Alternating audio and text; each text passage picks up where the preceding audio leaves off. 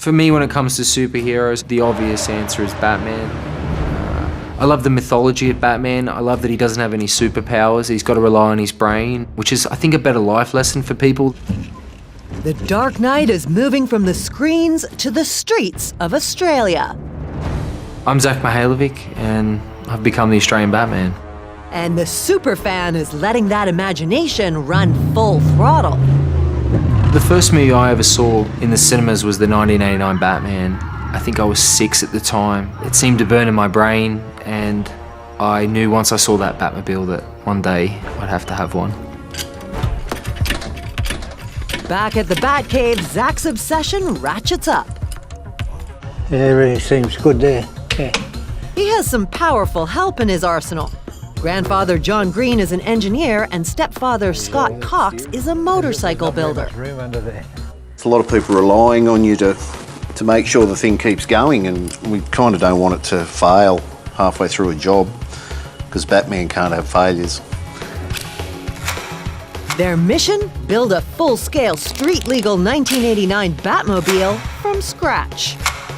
To make the Batmobile roadworthy, you have to deal with pollution laws, so we had to put a modern engine in it. You need to have sort of lights that are safe. It needs to be a certain ride height. Obviously blinkers and indicators, mirrors. I mean, the book's that thick.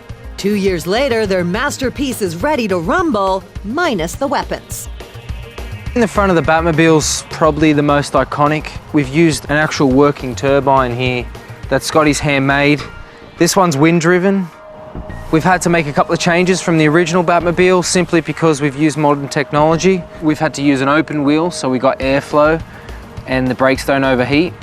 We've also got our little side blinkers there for road use. My favourite part of the Batmobile would be the way the hood opens. It's different from the original, which sort of slid forward, but we've had to go with this design so it's waterproof and it's safe. And you just push down and it locks. We've also got the wings here. We managed to source these from the original Batmobile. The hard part was moulding it to something that we'd made. What Batmobile's complete without a working afterburner? Scotty made this, handmade it, and we're gonna fire it up later.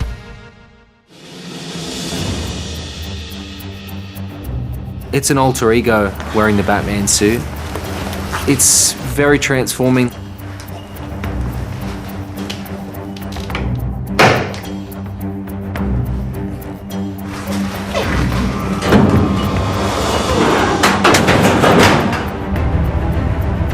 The first time I drove it, I heard a noise, and obviously I was very nervous of the car and didn't know what was going on, so I pulled over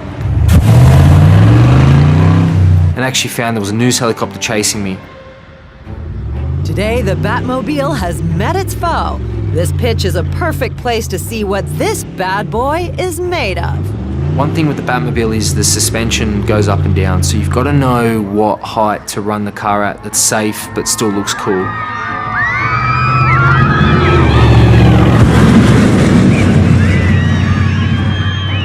To drive it is the most amazing feeling. You've put a lot of blood, sweat and tears into something and you can be really proud of it. And then you see people's reactions. Then it sort of sinks in, that, you're driving around a Batmobile. But this Cape Crusader also likes to use his toy for forces of good. So he's got a job to do. Some of the things I do with the Batmobile would be getting a call from the Make-A-Wish Foundation, and we'll go and surprise a boy or a girl that's into Batman. Good afternoon. How are you, my friend? I might have your transportation ready for your formal. How's that sound? Do you want to come out and have a look? I'm Batman. Nice to meet you. Batman. Sorry I'm a little late. I had to take care of some crime. Yeah. A dream come true for Aaron. Have a good night, Aaron. Yeah, thank you. It's those moments that remind this real-life superhero that his car has powers beyond the imagination. Welcome, Aaron. Thanks, my man. Thank you. You have an awesome night. Yeah. Did you get a shot? Were you expecting that? No.